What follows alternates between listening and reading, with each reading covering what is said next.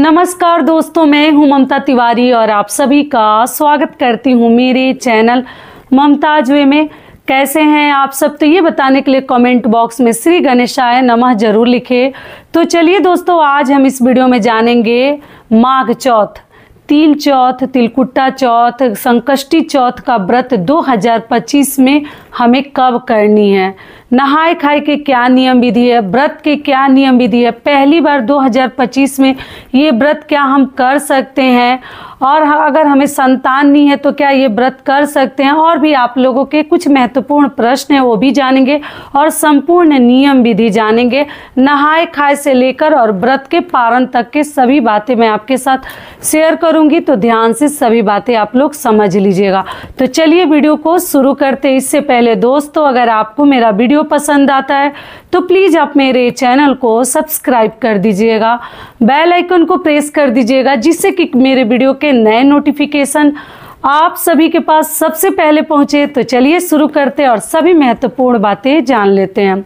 तो सबसे पहले दोस्तों आपको बता दूं कि इस चौथ को माघ चौथ, जो कृष्ण पक्ष की चौथ है, ये माघ में पड़ने वाली ये कृष्ण पक्ष की जो चतुर्थी तिथि के दिन हम तिल चौथ का, संकष्टी चौथ का और तिलकुट्टा चौथ, लोग अलग अलग राज्य में अलग अलग नाम से इस व्रत को कहते हैं और जानते हैं।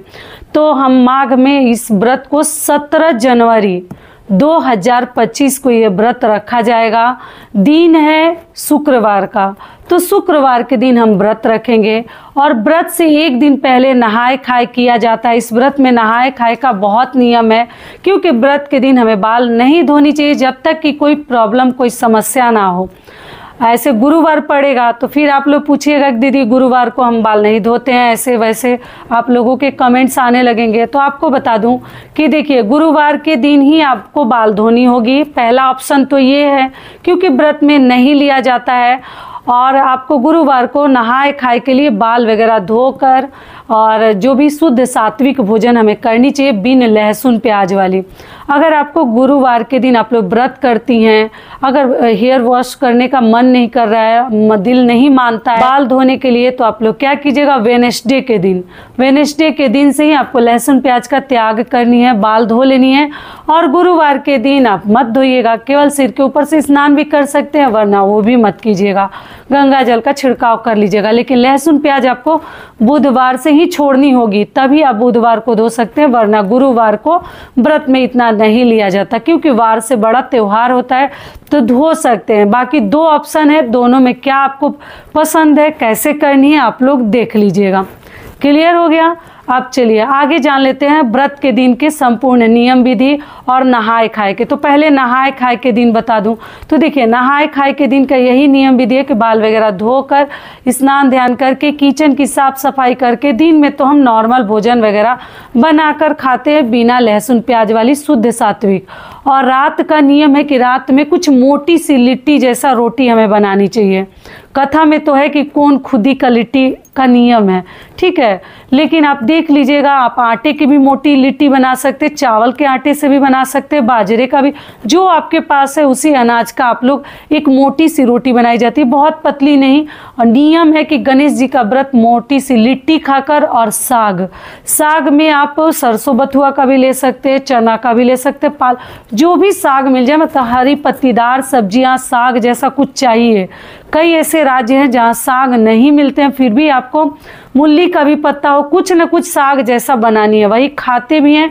और गणेश जी को हम साग और रोटी ढकते भी हैं, रोटी हो या लिट्टी हो, ढकते हैं एक गिलास पानी के साथ, अच्छे से भगवान का नाम लेकर, क्योंकि ऐसा माना जाता है कि उस दिन रसोई घर में व्रत के कथा में नियम आप लोग पढ़ लीजिएगा। कथा में इस प्रकार से कि गणेश जी उस रात हमारे घर में आते हैं कि हम क्या खाए हैं और उनके लिए क्या ढके हैं, तो इसलिए ढक दिया जाता है। और अगले दिन हम जो है व्रत रहेंगे। और व्रत आप लोग स्नान ध्यान सुबह में उठकर कर लीजिएगा, क्योंकि ये व्रत जो है ना संतान के लिए किया जाता है। पहले बता दूं, संतान के दीर्घायु के लिए गणेश चतुर्थी का व्रत किया जाता है।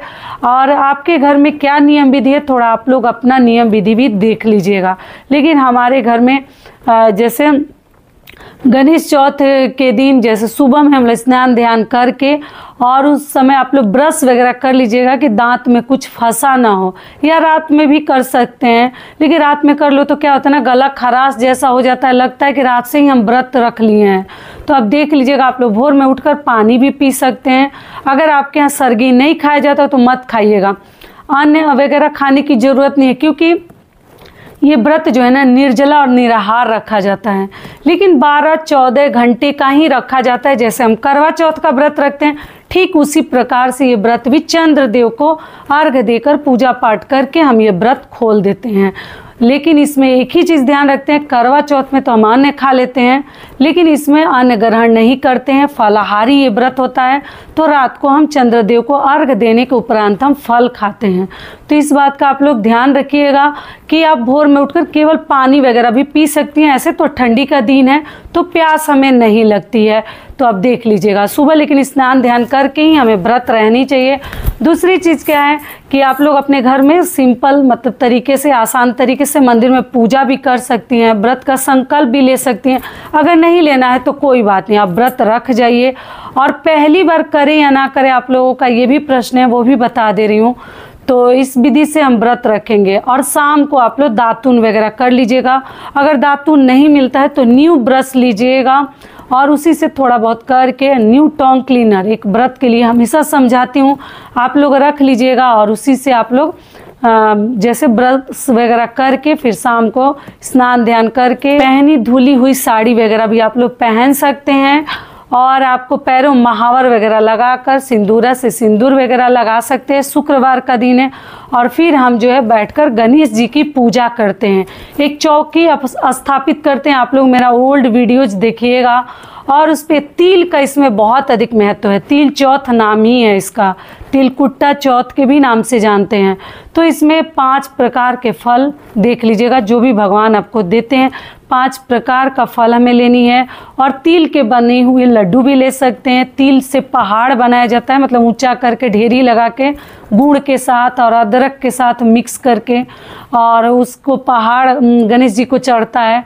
और साथ में पुष्प वगैरह यही सब चीज़ें हम भगवान को चढ़ाते हैं। पान चाहिए, सुपारी चाहिए, फूल वगैरह चाहिए, यही सब चीज़ें चढ़ाते हैं। एक पान चाहिए भगवान को अर्घ देने के लिए सुपारी के साथ। ऐसे मैं आगे और भी वीडियो डालूंगी, लेकिन फिर भी आपको डिटेल में समझा दे रही हूँ।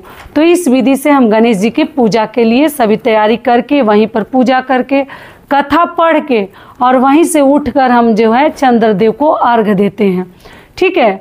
और आप लोग अपने बच्चे के हाथ से या पति के हाथ से अर्घ दिलवा सकती हैं। एक बाएं बगल का लट निकाल के और फिर जैसे हम इधर का और चंद्रदेव को अर्घ देते हैं। हर प्रकार के वीडियोज मेरे चैनल पे हैं, ओल्ड वीडियोज, आप लोग सर्च कीजिएगा। जिसको अभी सीखना है, जानना है, आप लोगों को मिल जाएगा वीडियो। ठीक है। और चलिए आप लोगों के जो प्रश्न हैं वो जान लेते हैं। आप लोगों ने पूछा दीदी 2025 में क्या नया व्रत शुरू कर सकते हैं, तिलकुट्टा चौथ का, तिल चौथ का, संकष्टी चौथ का? जी बिल्कुल कर सकते हैं। किसी भी प्रकार का अधिक मास और मलमास नहीं है, आप लोग उठा सकते हैं और आप लोग व्रत कर सकती हैं। दूसरा आप लोगों का प्रश्न है कि संतान नहीं है तो क्या हम तिल चौथ का व्रत कर सकते हैं? तो जी नहीं, संतान होने के बाद ही ये व्रत किया जाता है। अगर आपके यहाँ पहले किया जाता है तो आप लोग अपने घर परिवार में पूछ लीजिएगा, वरना ये संतान होने के बाद ही ये व्रत शुरू किया जाता है। इस साल जो लोग भी करना चाहते हैं, इस साल ये व्रत आप लोग शुरू कर सकते हैं। सारी बातें आपको समझा दी। अगला प्रश्न है कि ये व्रत हमारा छूट गया है तो क्या दोबारा से कर सकते हैं? तो देखिए व्रत तो छोड़नी नहीं चाहिए, लेकिन मान लीजिए मजबूरी में किसी कारणवश अगर छूट गया है तो ठीक है, आप लोग फिर से कर सकते हैं। क्योंकि संतान के दीर्घायु के लिए हर माताएं ये व्रत रखती हैं और हमें करनी चाहिए गणेश जी का व्रत। तो आप लोग जरूर कीजिएगा। और जो रात में हम भोजन वगैरह ढक कर रखते हैं, आप चाहे तो प्रसाद के रूप में अपने बच्चों को भी दे सकते हैं, अपने पति को भी दे सकते हैं, या आप गौ माता को भी दे सकते हैं। ठीक है। और शाम को हम चंद्रदेव को अर्घ देकर कथा इसमें सुनना बहुत ज़रूरी है। कथा बिना सुने आपको व्रत का संपूर्ण लाभ नहीं मिलेगा। और कथा सुनने के बाद जैसे हम चंद्रदेव को अर्घ देकर और फिर अपना व्रत खोलते हैं। बच्चे को बोलिएगा आपको प्रणाम कर ले और माँ का आशीर्वाद ले ले, रक्षा सूत्र बांध दीजिएगा, तिलक लगा दीजिएगा और उसके बाद से आप फलाहार में शकरकंद दूध, साबूदाना, केला दूध या सेव जो भी आपको पसंद है ये सब चीज़ें आप लोग खाकर व्रत खोल सकती हैं।